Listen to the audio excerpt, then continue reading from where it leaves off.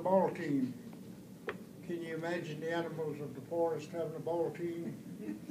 Well, he said the big bear was the captain of the animals. And he had all those big animals on his ball team, like the fast-running deer and the panther and the big bobcat and the wolf and maybe the wild boar. He might have been in there too. Anyway, they were all vicious, big animals. And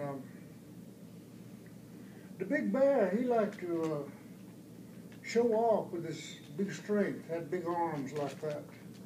And big, and he'd pick up a big rock, you know, and he'd toss it. He says, there's no one that can win over us, no one.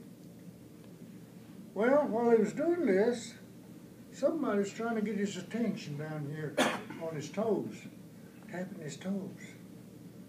That bear felt that. He looked down, and there was that little mouse, just about the size of your thumb, was down there. And that little mouse looked up at that big giant, and he told that big giant, he said, I come to play ball with you.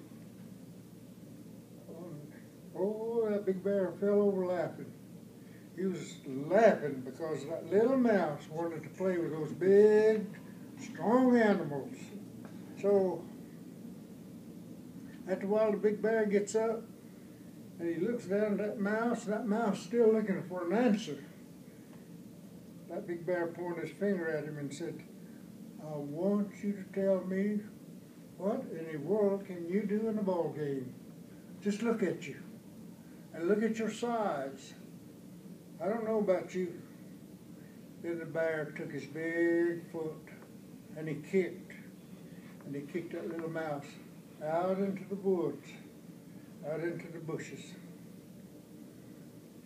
That hurt the mouse's feelings because he wasn't accepted. But he said there's another team way afar. Maybe they'll let me play on their team.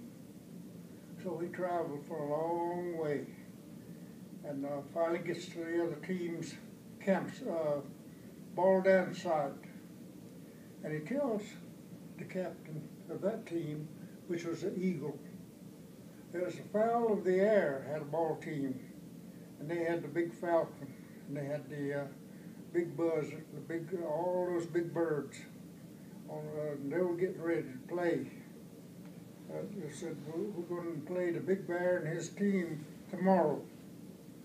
Well, the little mouse told a story to the Captain Eagle about he and the bear. And then he said, may I play on your team? And Captain Eagle said, well, sure, come on in. We welcome you. So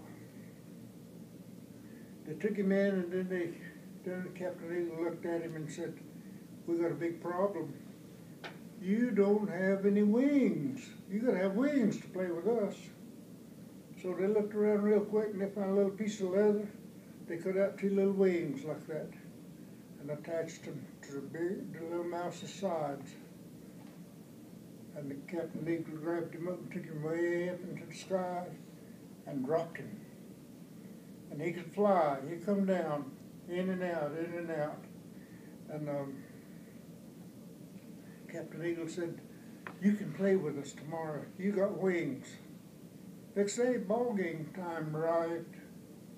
All the speeches were made, and the ball was put into play.